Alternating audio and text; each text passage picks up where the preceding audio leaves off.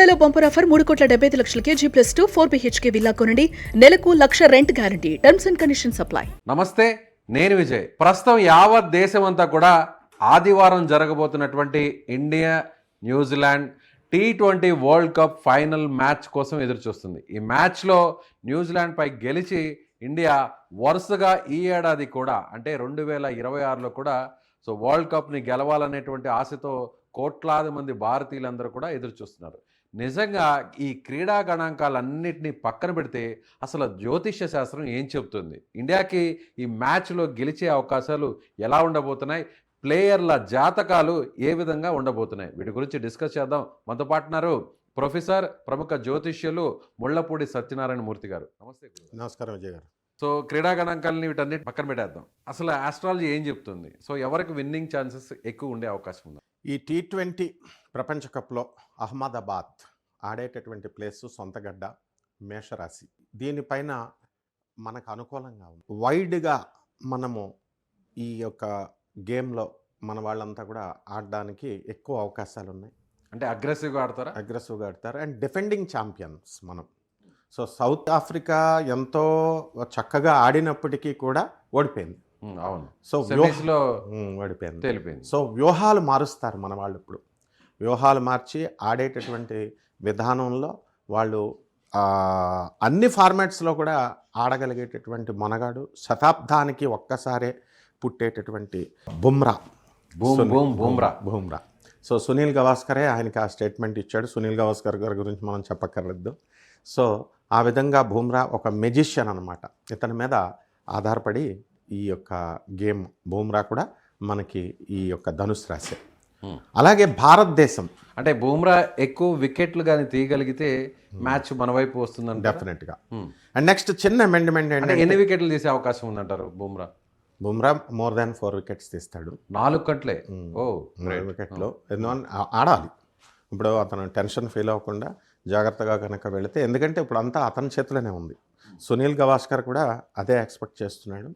And రెండో specialist pacer Harshdeep అద్భుతమైనటువంటి బంధాలు సంధిస్తాడు. ఈ హర్షదీప్ కూడా మేషరాశి. ఏలినాట్స్ అని జరుగుతుంది. అన్ఎక్స్పెక్టెడ్. ఏలినాట్స్ అంటే అన్ఎక్స్పెక్టెడ్. అతను డిఫెండింగ్ ఛాంపియన్ కాబట్టి దంగల్ సినిమాలో కూడా మనకు అమీర్ ఖాన్ అదే చెప్తాడు, డిఫెండింగ్గా వెళ్ళు, డోంట్ గో అగ్రెసివ్గా వెళ్ళొద్దు, ఆలోచన ఇదవుతుంది అని చెప్తారు. భారతదేశం మనం ఎలాగైనా సరే మనం కప్పు కొట్టుకొచ్చేయడం ఖాయం ఈసారి. కానీ హర్షదీప్ సింగ్ మొన్న మ్యాచ్లో లాస్ట్ సెమీస్ మ్యాచ్లో తేలిపోయాడు. 60కి పైగా అతను కూడా రన్స్ ఇవ్వడం జరిగింది. వికెట్స్ ఒక్క వికెట్ తీశాడు కానీ విపరీతమైన వైడ్స్, ఎక్స్ట్రా రన్స్ ఇచ్చాడు. మళ్ళీ తిరిగి ఫామ్లోకి వస్తాడు. అయితే సిరాజ్ని ఇతనికి ఆల్టర్నేటివ్గా వేసుకుంటారు ఇప్పుడు. అంటే ఇప్పుడు ఎవరిని పక్కన పెడతారు? హర్షదీప్ని పెట్టి సెమీస్లో కీలకంగా వరుస పెట్టి వైడ్లు చేసినటువంటి హర్షదీప్ కంటే కూడా సిరాజ్ ది బెస్ట్ అని చెప్పి, అందుకంటే కుంభరాశి అతను సిరాజ్. అందువలన కొన్ని వ్యూహాలు మారుస్తున్నారు.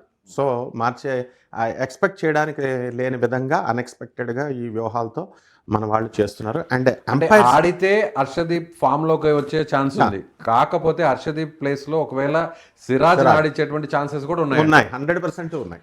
ఓకే. మళ్ళీ మనకి ఈ ఫైనల్ ఎంపైర్స్గా ఇల్లింగ్వర్త్ అండ్ నెక్స్ట్ వార్ఫ్ ఉండడము, and next 3rd and 4th ఎంపైర్స్గా సౌత్ ఆఫ్రికాకు చెందినటువంటి అల్లాహుద్దీన్ పాలేకర్, ఏడ్రియన్ హోల్స్టాక్ని ఐసీసీ డిక్లేర్ చేసింది. వాళ్ళు ఇంగ్లాండ్ వాళ్ళు. ఇల్లింగ్వర్త్, వార్ఫ్ కూడా ఇంపార్షియల్గా వాళ్ళు మన భారతదేశానికి కానీ న్యూజిలాండ్కి కానీ ఇవ్వడం జరుగుతుంది. ఇవన్నీ కూడా మనకి ఫేవర్ అవుతాయి. అలాగే ఇప్పుడు ఇల్లింగ్వర్త్ కూడా last time T20 world cup ఫైనల్లో కూడా ఈయనే అంపైర్గా ఉన్నది. అది కూడా ఒక సెంటిమెంట్ డెఫినెట్గా. అందువలన మనకి ఇప్పుడు కావలసినటువంటి వరుణ చక్రవర్తి సూపర్ 8లో అక్కడి నుంచి ఊహించనిటువంటి ఎదురు దెబ్బ తగిలింది. సెల్ఫ్ కాన్ఫిడెన్స్ కొంచెం దెబ్బతింది.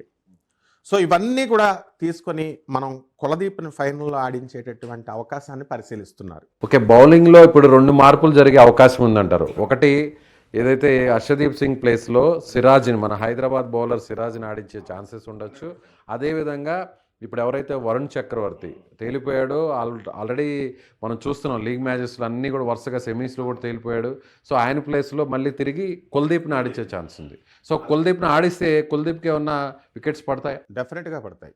ఎందువల్లంటే గురుడు జన్మరాశిలో ఉన్నాడు ఆయనకి, మిథున రాశిలో.